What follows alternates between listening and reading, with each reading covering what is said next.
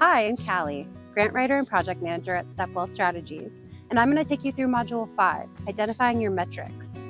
We've taken you through the development of objectives, budget, and work plan using the Very Good Farms as our example farm. This module will delve into the fundamental concepts of metrics, or anticipated impacts that the implementation of your grant proposal will have. We will cover what outcomes, objectives, and indicators are, as well as their crucial role in grant applications. We will explore how these elements contribute to the effective goal setting, project evaluation, and reporting. You'll learn how to identify and select appropriate metrics that are aligned with the grant program's outcomes, establish baseline data, and develop a measurement plan. By mastering these skills, you'll be able to create a cohesive and compelling grant proposal that demonstrates the potential impact of your project. So you've just learned all about how to prepare a budget and write a budget narrative. Now it's time to further define and clarify your goals through detailing your metrics. Metrics are the quantitative data or outcomes that your completed project will achieve. Metrics are essential components of a grant proposal as they provide justification and quantification of your project's impact. Metrics are sometimes captured within the achievability section of a grant opportunity and listed as outcomes and indicators. To ensure a strong and cohesive proposal, it is vital that your outcomes, indicators, and baseline data are consistent throughout all relevant sections. By maintaining consistency, you strengthen your proposal's credibility and increase your chances of being awarded. To effectively demonstrate how to complete the metrics section of a grant application, let's revisit the example of the Very Good Farm. We'll use the Request for Application, or RFA, from the full year 2024 USDA Agricultural Marketing Service Farmers Market Local Food Promotion Program, often referred to as LFPP. The LFPP application will be used to illustrate the significance of metrics in grant applications. As you may remember, Very Good Farm plans to partner with 4 other berry farms to aggregate berries across 5 farms and sell those berries to restaurants and food hubs. They have already laid the groundwork with a robust project work plan and budget.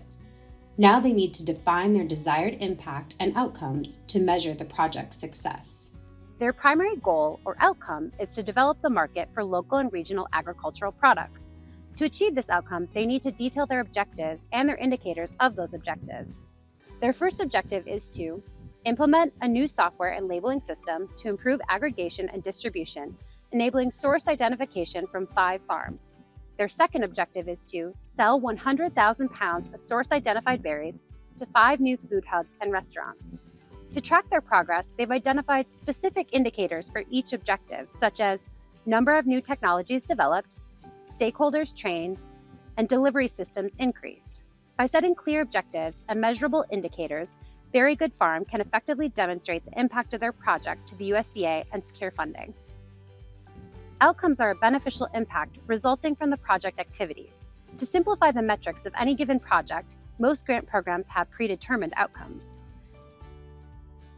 Because these outcomes are often predetermined, the applicant must review these outcomes and select the outcomes that best align with their proposal. Generally, a project only needs to meet one outcome, but it is always best practice to closely review the request for application for requirements of each grant opportunity.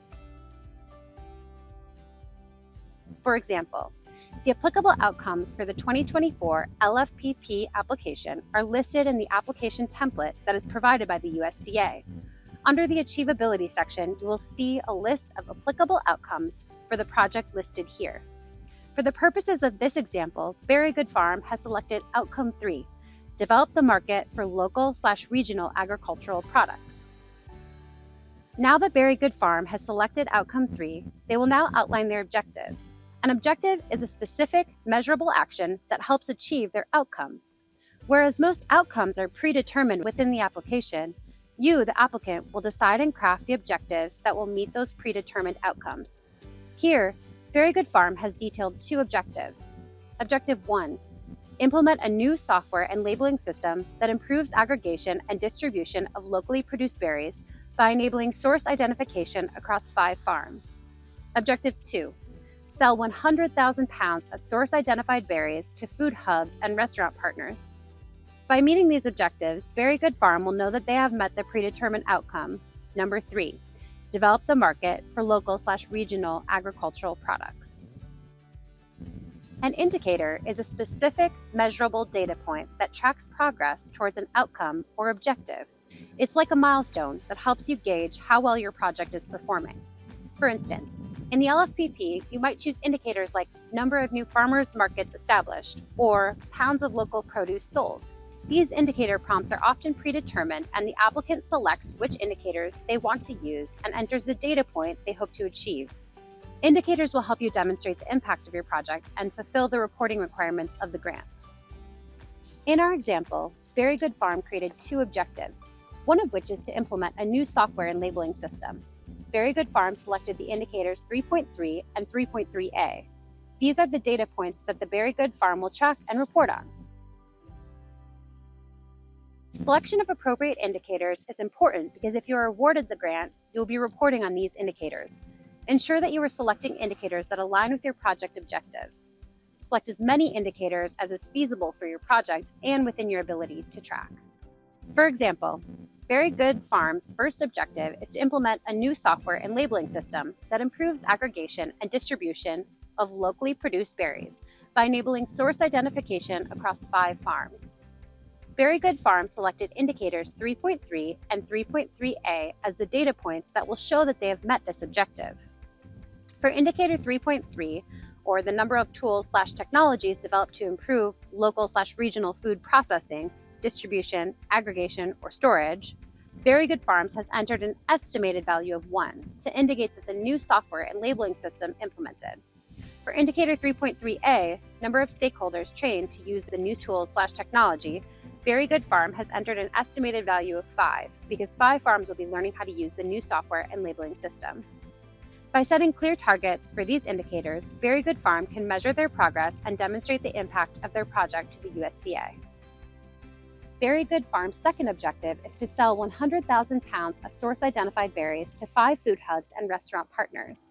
Very Good Farm selected indicator 3.2, total number of delivery system/market access points that increased engagement with local/regional producers, and included an estimated value of 5. In the sub-indicators, Very Good Farm has indicated that 3 of those will be restaurants and 2 of those will be food hubs. Note that Very Good Farm selected NA for the other sub-indicators, as those market access points are not applicable to this project. Most USDA grant programs will ask you to justify your indicator goals through current baseline data. Baseline data could include your own internal data, such as sales data and customer lists, evaluation reports that are qualitative or quantitative, formal or informal, or publicly available statistics and research. This data is also helpful to keep on hand in case your grant gets reviewed and for future grant applications.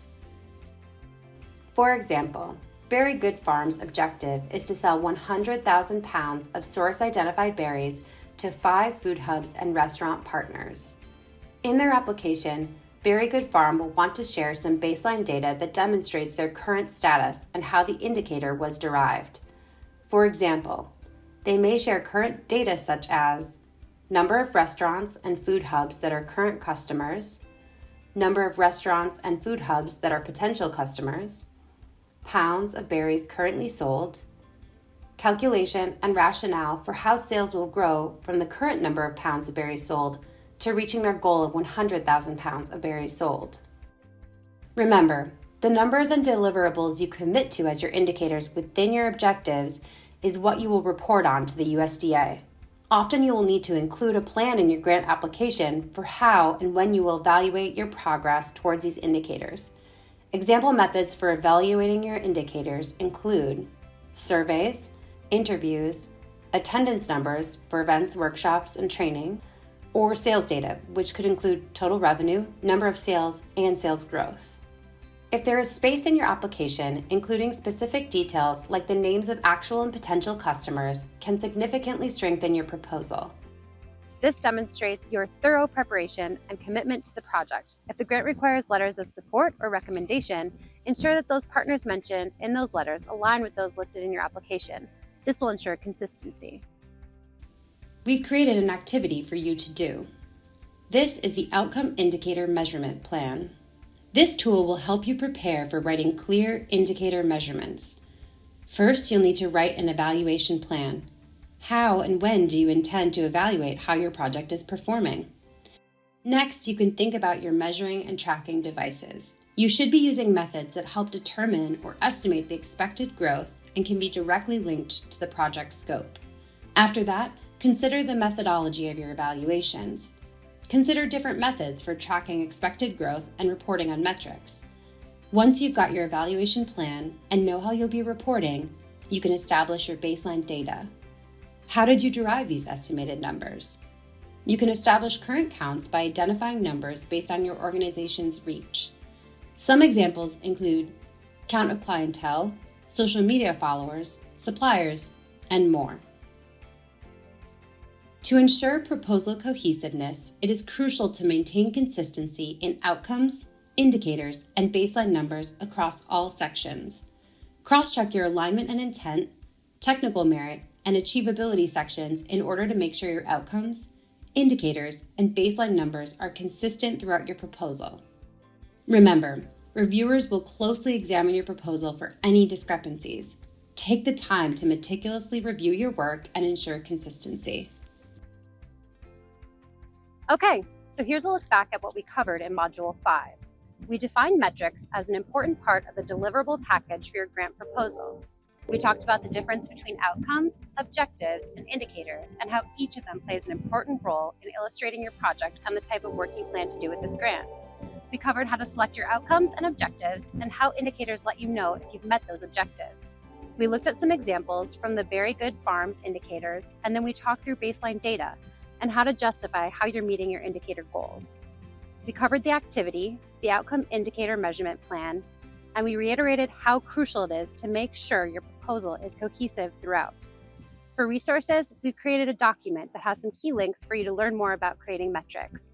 Now that you know how to create your metrics, you're ready to start thinking about how to write your narrative.